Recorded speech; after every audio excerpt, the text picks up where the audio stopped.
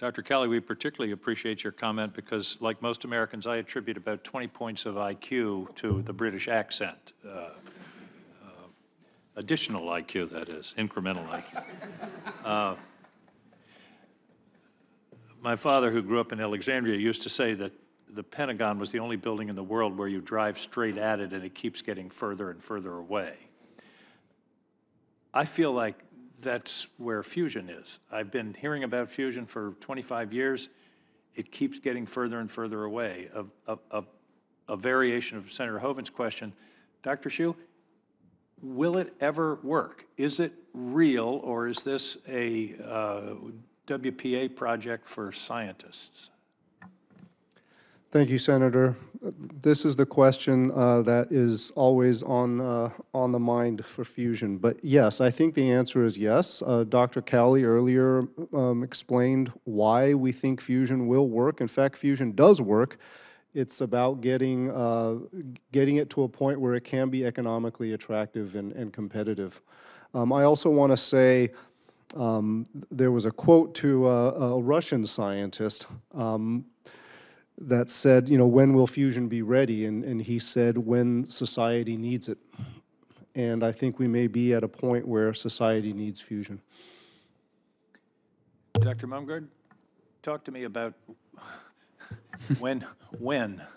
Yeah, it's always very hard to predict when technologies will happen. I think if you look at the history of technology development, the argument that, well, we've always talked about it and it's not here yet. We had that argument days before the Wright brothers flew. We had that argument about AI, and look what AI has done. So it's very difficult to predict, but you can look at some indicators, right? The diversity... The indicator is that the private sector is putting money into it. Right. You have like the diversity of approaches. You have the diversity of stakeholders who are getting involved in it, from investors, from other corporations that are starting fusion divisions in oil and gas companies.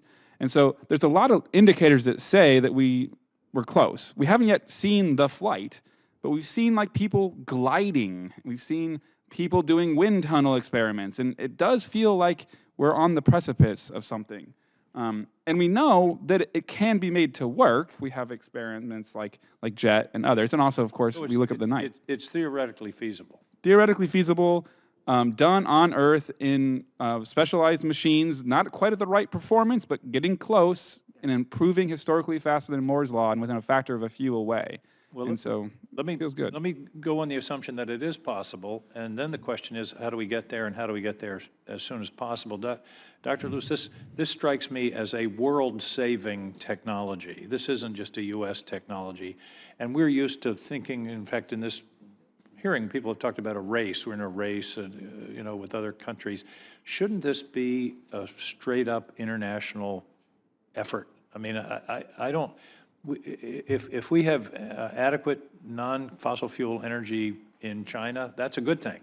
They haven't won a race. They're helping the environment. So I see this as an opportunity for a worldwide, unprecedented worldwide collaboration on a technology that could literally save the planet. So we are proving that that's beneficial through the ITER project, and it has, as I said before, it's a common need. Everyone will need energy for their civilization to develop, no matter what choices they make.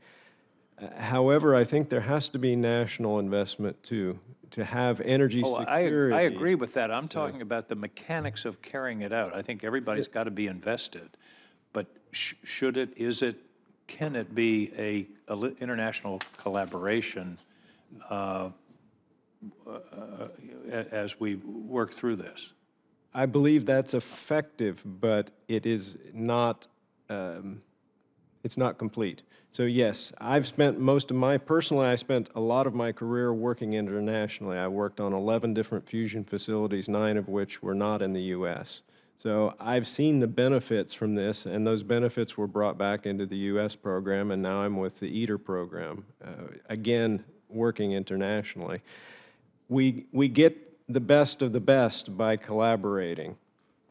But then you have to take advantage of it. We've known for a long time the potential of fusion. I think, as Dr. Mumgard said in his initial comments, the investment of the public sector enables people to take a little bit more risk with private money and move forward. That gets into my final question. If it'll work, if it has the enormous potential that you all have testified to, are we doing enough? Shouldn't this be an international Manhattan project rather than, you mentioned $1 billion has been authorized. If this has the promise that we all think it does, then it seems to me this ought to be an even larger investment, both by this country and other countries. And maybe it could be a matching proposition. We'll put up this much money if Germany, Great Britain, China, and Japan put up an equivalent amount or some portion of that. But if it's that good, this ought to be urgent instead of a moving along science project. You're nodding. Nodding doesn't go into the record. We would love to see something like that. But I have to say, I'm impressed with how the private companies, driven by the competitive spirit, are moving very, very quickly in this space. Energy industry is $8 trillion a year. You get a small percentage of $8 trillion a year, it's a pretty good business. And so, when investors look at this and say, if this is what it's promised to be, the payoff is just so enormous that we're going to see people come in and compete on it. So I like this sort of dual program where we have a very cooperative program on ITER, but then we have a very competitive set of startups that are trying to innovate in it. I think actually, that might be an ideal way to go forward. Other thoughts, Dr. Mungard? Yeah, I'd echo that, competition is good for some things, but not usually for understanding science, right? Yeah, basic science. Right. Competition is great for demonstration, for developing supply chains, for doing the technology commercialization activities, for a variety of solving the customer's needs, right? We're not going to invent the right fusion power plant without talking to the people that use it. But if we have lots of companies that talk to lots of people, that's going to be an ecosystem that's going to sort it out as it goes. But I agree with the idea that you can have competitive companies and cooperative international science. And we do that all the time in the human health, where we build pharmaceutical companies that deliver drugs to patients. But we also do research, and we share that research widely, internationally and public and private. And so I see that ecosystem being where this is headed.